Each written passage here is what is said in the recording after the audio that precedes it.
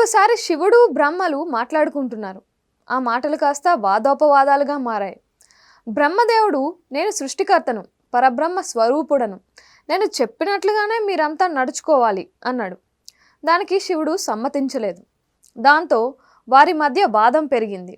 బ్రహ్మదేవుడు శివుని తూలనాడడం ప్రారంభించాడు. శివుడు కోపం పట్టలేక హూంకరించాడు. ఆ హూంకారం నుంచి ఒక భయంకర రూపం ఆవిర్భవించింది. మహోన్నత కాయముతో 3 నేత్రాలతో త్రిశూలము, గద, డమరుకం వంటి ఆయుధాలను చేతులతో ధరించి కనిపించిన ఆ మహోన్నత రూపమే శ్రీ కాలభైరవుడు. హుంకారంతో జన్మించిన కాలభైరవుడు తన జననానికి కారణం చెప్పమని శివుడిని కోరాడు. శివుని ఆజ్ఞ మేరకు కాలభైరవుడు బ్రహ్మదేవుని 5 శిరస్సులలో మధ్యన ఉన్న 5వ శిరస్సును ఖండించాడు. దీంతో బ్రహ్మదేవుని గర్వం అణిగిపోయింది. తిరిగి కాలభైరవుడు శివుని చెంత నిలిచాడు.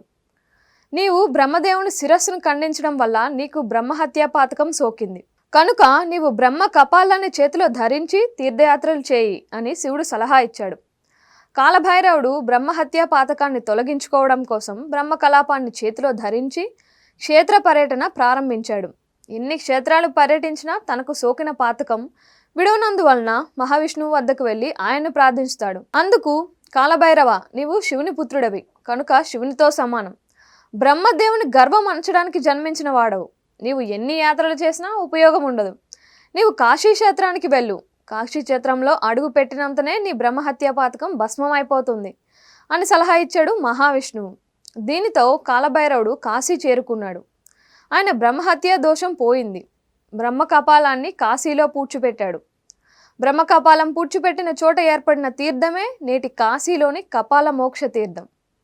తర్వాత కాలభైరవుని చూసి శివుడు, కాలభైరవ, నీవు ఇక్కడే కొలువుదిరి క్షేత్ర పాలకుడిగా బాధ్యతలు చేపట్టు. ముందుగా నీకే పూజలు జరుగుతాయి, నీ తరువాతనే నాకు పూజలు జరుగుతాయి అని శివుడు పలికాడు. దీంతో కాలభైరవుడు కాశీ క్షేత్రంలో కొలువు తీరి క్షేత్ర పాలకునిగా పూజలు అందుకుంటున్నారు.